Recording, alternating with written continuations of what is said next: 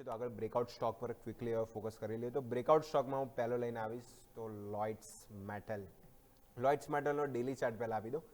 લોઇડ્સ metal daily chart તમે focus કરો, જે પણ ફોર્મેશન ઓલમોસ્ટ જો તમારે જોઈશું તો 2026માં તમે મલ્ટિપલ ટાઈમે ઉપરના લેવલ તમે રિજેક્શન કાઢું અને એ લેવલ તમારા માટે હતું જે હતું 1800 ને આજુબાજુ, અને એ લેવલ તમે પરફેક્ટ બ્રેક કર્યું. બ્રેક થઈને તમે ઉપર ગયા અને ફરીથી રિટેસ્ટ કરીને ત્યાં બાઇંગ તમે આપી રહ્યા છો.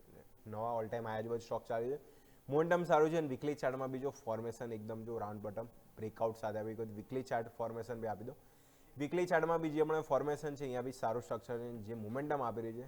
પહેલો સ્ટોક છે તમારો લોઇડ્સ મેટલ, સારું હાઈની નજીક ઓલમોસ્ટ સ્ટોક ચાલે છે, તો મોમેન્ટમ અહીંયાથી સારું જોવા મળી શકે છે. તો પહેલો તમારો બ્રેકઆઉટ સ્ટોક થઈ ગયો લોઇડ્સ મેટલ.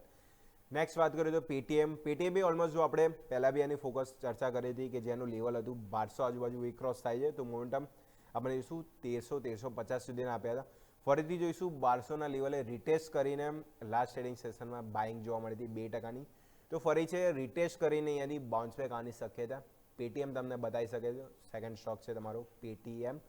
થર્ડ સ્ટોકની વાત કરીએ તો યુનાઇટેડ સ્પિરિટ. અહીંયા બી સ્ટ્રક્ચર પોઝિટિવ છે, જે પણ મોમેન્ટમ આપ્યું છે, જે રિઝલ્ટ આવ્યા result numbers out performing almost 51% વધ્યો. તો અહીંયા બી જો તમે ફોર્મેશન તમારું જો ઓગસ્ટ 2025થી જે તમે નીચે આવી રહ્યા હતા 1470નું લેવલ હતું, ફરીથી તમે જો એના હાયર સાઇડ જોવા મળે છે અને જે બિગ બાર કેન્ડલ અગેન તમારું વોલ્યુમ સાથે જોવા મળે છે. તો થર્ડ સ્ટોક જો 1470નું લેવલ ક્રોસ કરો છો તો અહીંયાથી મોમેન્ટમ વધારે સ્ટ્રોંગ જોવા મળશે. તો બ્રેકઆઉટનો વેઇટ કરીશું યુનાઇટેડ સ્પિરિટ માટે 1470.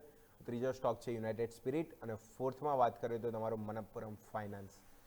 Manappuram finance gold NBFC company ખાસ ફોકસમાં અહીંયા ડેલી ચાર્ટ તમારા માટે લઈને આવ્યો છું. તમે વીકલીમાં બી ફોકસ કરી શકો. જે ટ્રેન્ડ લાઇન ડ્રો કરી છે સતત એને જો મલ્ટિપલ ટાઈમ રિજેક્શન ખાધા અને ફાઇનલી તમે 3 ડેથી તમે ફોકસ કર્યા છો, એના ઉપર તમે ક્લોઝ આપી રહ્યા છો, નીચે જઈને ફરીથી વોલ્યુમ સાથે એના ઉપર જઈ રહ્યા છો અને અહીંયા બી ઓલ ટાઈમ હાઈની નજીક સ્ટોક ચાલી રહ્યો છે. તો મનપ્પુરમ ફાઇનાન્સ અહીંયા બી સ્ટોક ફોકસ મળે છે. તો 3 ની 4 બ્રેકઆઉટ સ્ટોક છે, અહીંયા ફોકસ રહેશે.